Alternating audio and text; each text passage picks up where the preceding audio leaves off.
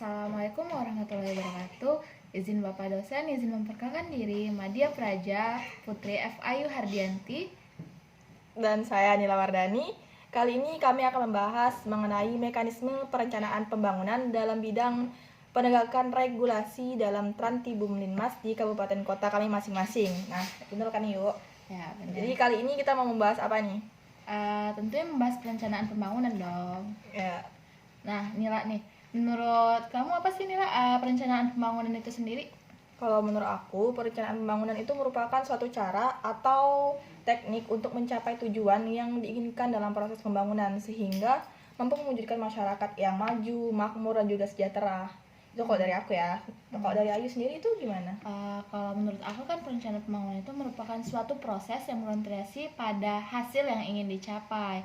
Nah, yang secara sistematis dan berkesinambungan dengan mempertimbangkan potensi, kendala, peluang dan ancaman dan atau ada yang mungkin timbul. Nah, proses itu menghasilkan suatu rencana strategis yang berfungsi untuk menuntun pemimpin dan staf organisasi atau stakeholder dalam mencapai tujuannya gitu.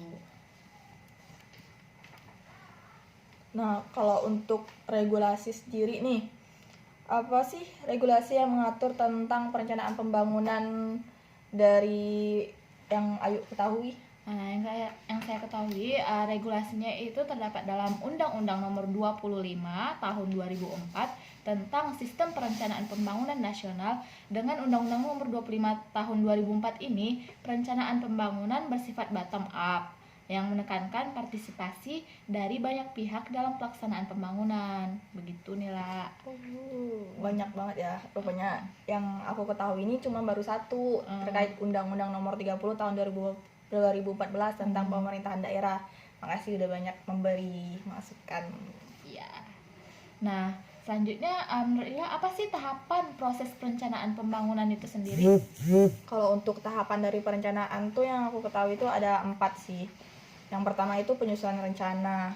Kemudian setelah menyusun rencana, kita itu harus menetapkan rencananya. Setelah menetapkan rencana, baru kita mengendalikan pelaksanaan rencana. Dan yang terakhir itu kita harus tentunya mengevaluasi pelaksanaan rencana yang telah kita lakukan agar kedepannya rencana yang kita lakukan itu menjadi lebih baik. Kalau Ayu sendiri gimana? Menurut saya tidak jauh berbeda dengan yang kamu sebutkan tadi nih lah, seperti penyusunan rencana. Yang saya jelaskan aja ya penyusunan rencana itu bagaimana sih. Nah, penyusunan rencana ini kita melalui tahapan penyusunan rencana ini dilaksanakan untuk menghasilkan rancangan yang lengkap suatu rencana yang disiapkan untuk ditetapkan. Yang kedua tadi yang disebutkan Mila itu yaitu penetapan rencana kan. Penetapan rencana ini menjadi suatu produk hukum sehingga mengikat semua pihak untuk melaksanakannya. Terus yang ketiga ada pengendalian pelaksanaan rencana pembangunan. Nah, itu dimaksudkan untuk menjamin tercapainya tujuan dan sasaran pembangunan. Yang keempat tadi evaluasi kan, evaluasi pelaksanaan rencana itu bagian dari perencanaan pembangunan secara sistematis untuk mengumpulkan dari hasil analisisnya data dan informasi dari pembangunan itu sendiri. Ya. Kemudian tuh kan katanya untuk menyusun suatu rencana pembangunan itu kan kita terlebih dahulu tuh memerlukan yang namanya musrenbang, musyawarah rencana pembangunan dari setiap daerah kita. Nah, jadi kalau dari Ayu sendiri itu musrenbang yang Ayu ketahui itu gimana atau sistematikanya gimana gitu? Nah, jadi musrenbang itu kan musyawarah perencanaan pembangunan. Yang saya ketahui yaitu musrenbang itu sendiri forum antar pelaku dalam rangka menyusun rencana pembangunan nasional dan rencana pembangunan daerah. Nah, menurut Nila bagaimana sih hasil musrenbang itu di kotamu sendiri? Kalau untuk aku sendiri nih ya, hasil akhir dari musrenbang itu tuh bisa ada di beberapa tingkatan. Ada tingkatan kelurahan, ada tingkatan kecamatan, dan juga ada tingkatan kabupaten kota.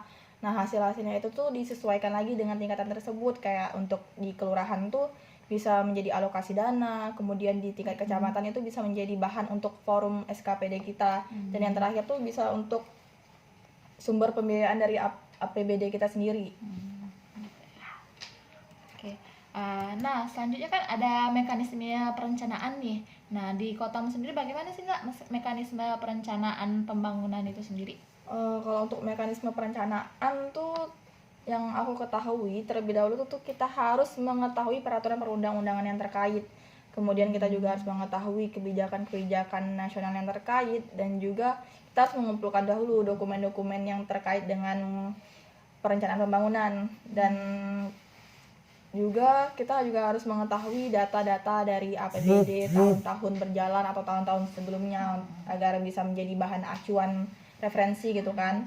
Dan yang terakhir tuh kita juga perlu laporan kinerja dari SKPD dari daerah kita masing-masing gitu. Kalau untuk Ayu sendiri gimana? Kalau saya tidak jauh berbeda yang disebutkan Nila tadi, cuman di sini saya akan menjelaskan apa sih program-program dari mekanisme perencanaannya itu sendiri. Ada, kalau di kota saya sendiri ada program ketentraman dan keterlibatan umum, tentunya Trentibum, dan yang kedua ada program penegakan peraturan perundang-undangan daerah, penegakan Perda, dan selanjutnya ada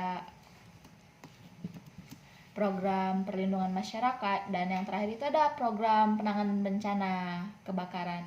Oh iya. Nah, biasanya tuh untuk melakukan perencanaan pembangunan tuh kan karena adanya masalah-masalah di daerah kita masing-masing kan. Kalau di tempat Ayu sendiri tuh permasalahan apa sih yang paling banyak terjadi sehingga memerlukan perencanaan pembangunan? Permasalahan yang terjadi di kota saya itu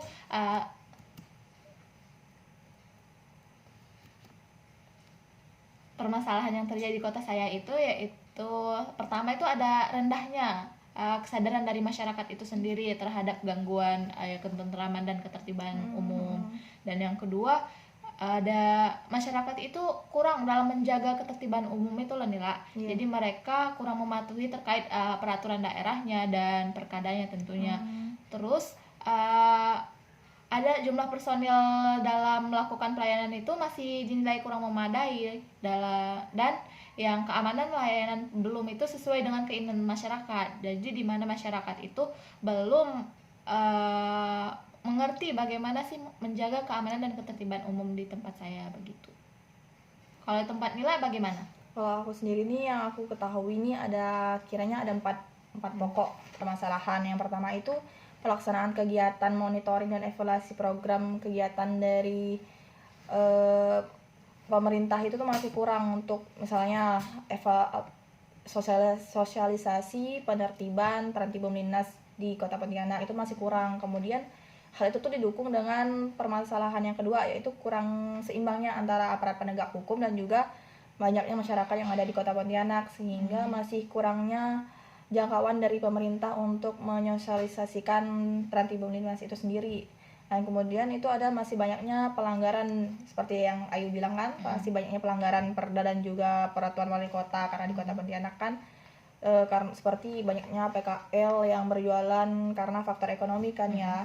Dan yang terakhir itu adanya pastinya pandemi COVID-19 yang menghambat segala kegiatan kan ya.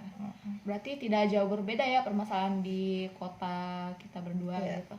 Nah, untuk karena ada permasalahan tentunya ada solusi dong. Nah, solusi di kota Nila sendiri bagaimana sih, apa yang dilakukan pemerintah untuk alternatif solusinya? Kalau menurut saya sendiri tuh harusnya pemerintah mencoba untuk memperbaiki diri dengan menambah personil dari aparat penegak hukumnya. Kemudian itu tentunya pemerintah harus lebih giat untuk melakukan sosialisasi kepada masyarakatnya terkait pentingnya Trentibum Linmas, dan juga tuh kita tuh perlu untuk memahami, meningkatkan kesadaran diri sendiri dong tentunya kan ya. Nah, itu sih menurut saya. Kalau menurut Ayu tidak jauh berbeda juga. Menurut saya itu ya tentunya pemerintah harus memberikan pengarahan kepada masyarakat kan, atau badan hukum yang melanggar peraturan tentang Trentibum Linmas itu sendiri. Dan yang kedua tentunya pemerintah harus melakukan pembinaan atau sosialisasi kepada masyarakat kan. Terus yang ketiga itu menurut saya itu harus pemerintah itu memberikan atau melakukan peningkatan kualitas SDM-nya gitu. Itu ya. Jadi mungkin itu yang dapat kita sampaikan atau berbagi cerita tentang mekanisme perencanaan pembangunan ya. Semoga videonya dapat menambah wawasan dan juga mohon maaf jika ada salah kata. Kami pamit undur diri. Wassalamualaikum warahmatullahi wabarakatuh. Bye bye.